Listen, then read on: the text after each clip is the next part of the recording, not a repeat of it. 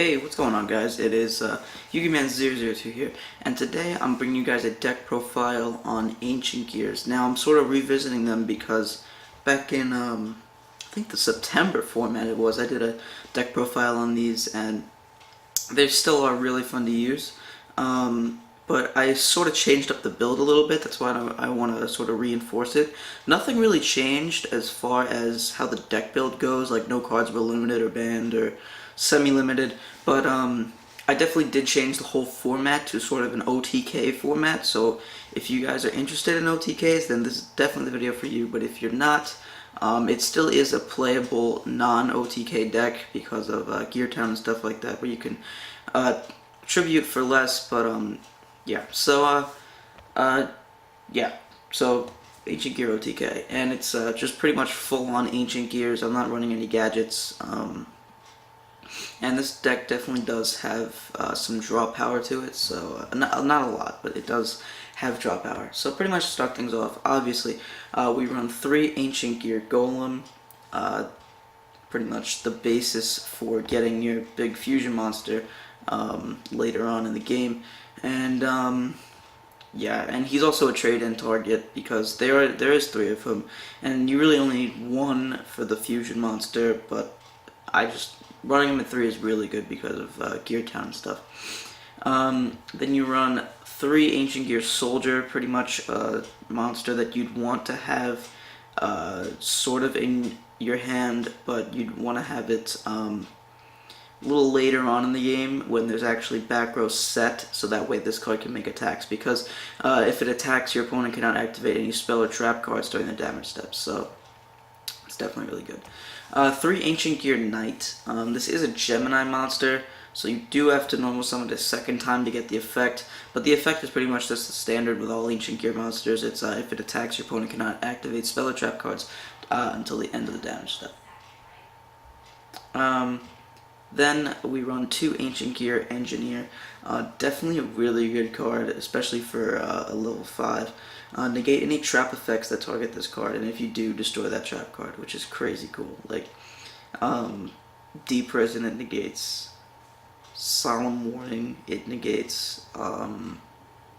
Compulse, it, like, so many it negates that could really mess up this card, but it's just crazy.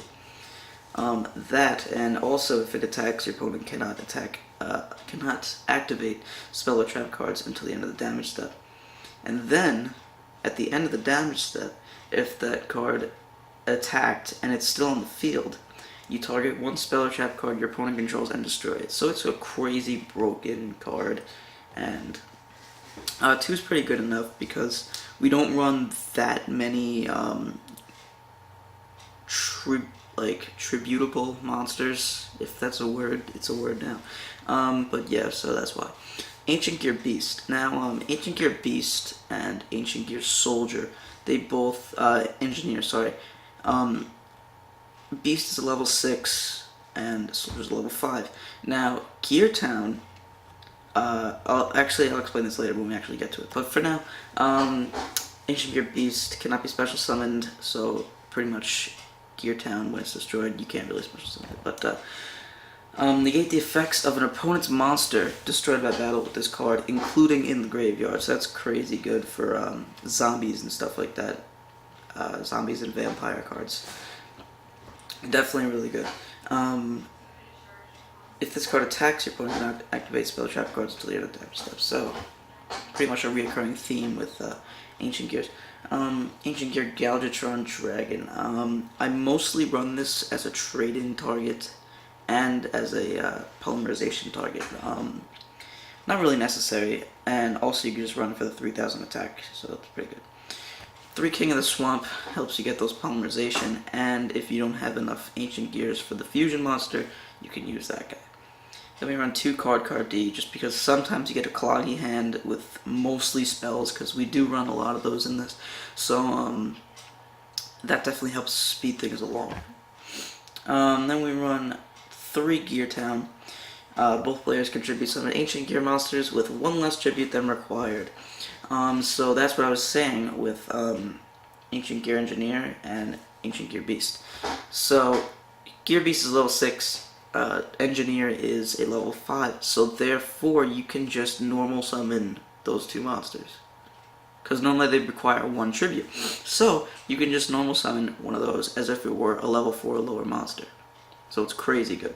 That, and when this card is destroyed, it's sent to the graveyard, you can special summon one Ancient Gear monster from your hand, deck, or graveyard. And that does include Ancient Gear Golem or Ancient Gear Gadgetron Dragon. The only thing that you can't do is special summon an Ancient Gear Beast because it cannot be special summoned. So, only downside to that card. Then we run 2 Ancient Gear Workshop. Target 1 Ancient Gear monster in your graveyard, add it to your hand. Definitely really good after you use Polymerization for the Fusion mod. This is the OTK. Pretty much after you Fusion summon this Fusion monster down here, Ultimate Ancient Gear Golem, you pretty much use Workshop. Then you can get your Ancient Gear Golem or any of them back with the highest attack I'd recommend getting. And then you can MST your own Gear Town to get this, right? And since when it attacks, or when both of them attack, they can't activate spell or trap cards. So pretty much that is, let's see, 7,400 damage right there. So, yeah. And then you probably would have damage on them already from previous game with Soldier and or Ancient Gear Knight. So that's the OTK route. It's really, really good. Triple Polymerization. You want to know why? You might ask why we run 3 for only 2. Is because when you run 2 Polymerization, it's pretty hard to actually get the card to your hand from the deck. And even with King of the Swamp at 3, sometimes you just don't have them and don't have Polymerization, but you have all these Ancient Gear monsters that you would require a tribute for, but you wouldn't have a tributable monster, again that word, tributable monster in order to get them out. So the third Polymerization can really come in handy sometimes, even though not as much as you'd think. It doesn't get that cloggy, actually. We run 2 Terraforming for the 3 Gear Town because often you at least get 1 in your hand. We run 2 Magical Mallet. This is mostly to get out the Polymerization, King of the Swamp, and Ancient Gear monsters. Then we run 2 Trade-In for the Gadgetron and or Ancient Gear Golem. 3 MST, pretty self-explanatory, sort of beginning of the new format, April. So people are going to be running a lot of back row, so definitely good. And taking out your old Gear Towns to special summon monsters from it. It's crazy good. Limited Removal, crazy broken card. This is the ultimate OTK, like, just with Ultimate Ancient Gear Golem, because it has 4,400 attack. Limited Removal doubles that attack, and that's just 8,800 damage, and if they can't activate spell or traps, they're done, pretty much.